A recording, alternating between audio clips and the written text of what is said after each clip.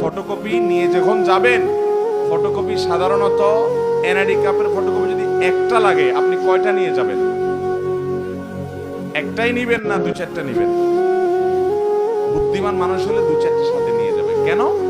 একটা যদি হারায় যায়, কোনো কারণে মিস হয়ে যায়, যাতে করে আমার কাজটা হয়ে যায়, হাতে রাখবে, এটা সে নিয়ে যাবে। ঠিক একইভাবে ভাইরা আমার, আপনি যখন 5 ওয়াক্ত নামাজের ফরজ নামাজ পড়বেন, কিয়ামতের ময়দানে যাবেন, আল্লাহ তাআলার কাছে দেখা গেল কোন একটা নামাজে ভেজাল ধরা পড়ছে, বাতিল হয়ে গেছে, তখন ওই সুন্নাত বা নফল, অতিরিক্ত নফল নামাজ যে পড়বেন, এগুলো দিয়ে আল্লাহ তাআলা ফরজের ঘাটতি পূরণ করবেন।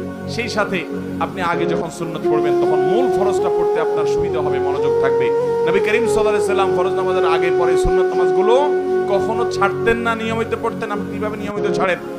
একবার যোহরের আগে 4 রাকাত ছুটে গেছে, তিনি পড়তে পারেন নাই, মেহমান আসার কারণে, এগুলো পরে তিনি পড়ে দিয়েছেন, এরকম গুরুত্ব দিতেন। হ্যাঁ, আপনার কখনো কোনো কারণে এমন পরিবেশ হয়ে গেছে, সুন্নাত পড়ার কোনো সুযোগই পাইলেন না আপনি, অসুবিধা নাই, মাঝে মধ্যে হঠাৎ কালে বদলে বাদ গেছে, অসুবিধা নাই। কিন্তু নিয়মিত এরকম করলে সেটা আপনার মূল সালাতের যে প্রোফাইল আল্লাহর কাছে থাকবে, সেই ফাইলটা কিছুটা হলেও ত্রুটিপূর্ণ থাকবে। এটা সুন্নাত, সাধারণ সুন্নাত, সুন্নতে মুআক্কাদা।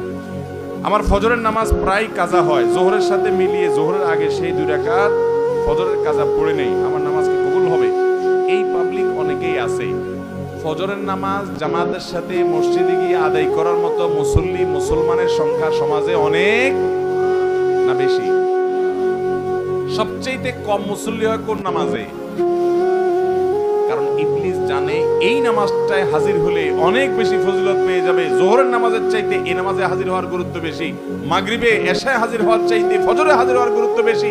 এটা মাসআলা আপনি না জানলে কি হয়েছে, আপনার সাথে থাকা ইবলিস জানে, এই জন্য ইবলিসে ভোর রাতে আপনার ঠ্যাং টিপা শুরু করে।